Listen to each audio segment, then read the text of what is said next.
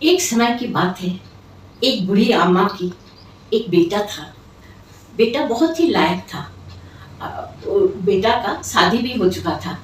बहू भी बहुत सुशील स्वभाव की थी।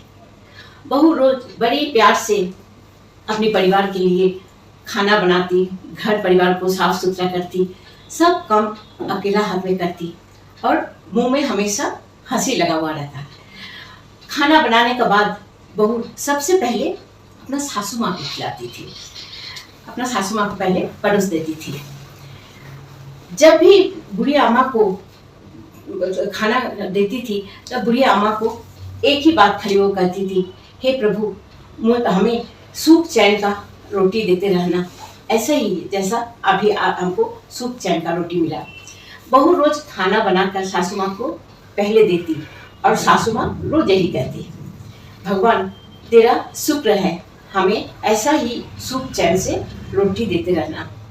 एक दिन बहू ने मन ही मन सोचा कि सासू माँ को कितना मेहनत से हम समय पे खाना बनाकर खिलाते हैं, कितना अजीब बात है। खाना हम खिलाते हैं लेकिन सासू माँ उसे लेकर भगवान का शुक्र अदा करते रहते हैं, कभी भी मेरा तारीफ नहीं करती। बहू को बहुत दुख हुआ ये सोचकर। अगले दिन बहू ने जैसे ही खाना दिया उसने कुछ चूहा मारने का दावा मिला दिया और मन ही मन में उसने सोचा कि आज देखती हूँ ये कैसे भगवान का शुक्र अदा करती है। लेकिन जैसे ही बहू सासू माँ को खाना का थाली हाथ में पकड़ाने गई तो उसको ख्याल आया कि मुझे ऐसा नहीं करना चाहिए, ये तो बहुत बड़ा पाप हो जाएगा।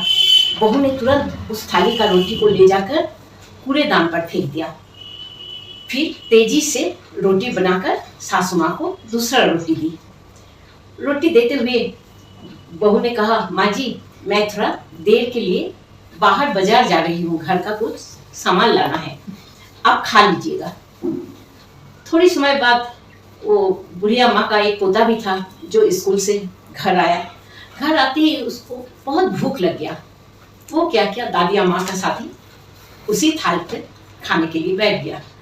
दादी का प्यार में उसको तो एकदम, दादी तो प्यार में अंधी थी। दादी बोली, आ जा बेटा तू मेरा साथी खा ले। वो बैठ के खाना वाना खा लिया। कुछ देर बाद जब बहू बाजार से लौटी तो वो बच्चा दौड़ के जाके माँ को अपना हाथों से लपट लिया और बोला, माँ आज हम दादी का साथ खाना खा लिए, मुझे बहुत भूख लगा था इसीलिए हम तुम्हारा इंतजार नहीं किए, दादी माँ ने हमें खाना खिला दिया अपने साथ। ये बात सुनते ही बहू का मन में एक डर जैसा हो गया कि अगर हम जहर मिला हुआ खाना को आज माँ को दे के जाते तो वो खाना तो मेरा बेटा भी खाता। ये सोचते ही उसका एकदम पूरा रोंगटे खड़ा हो गया और वो सोचने लगी कि नहीं, ऐसा कर्म हम लोगों को नहीं करना चाहिए। मित्र, इसीलिए भगवान श्री कृष्ण कहते हैं कि हमेशा अच्छे कर्म करो और दूसरे का प्रति सद्भाव रखो, इससे तुम्हारा जिंदगी में भी खुशी का लहर छा जाएगा। ठीक है, नमस्कार मित्र। अगर ये कहानी आप लोगों को अच्छा लगा तो जरूर सब्सक्राइब कीजिएगा, शेयर कीजिएगा। नमस्कार।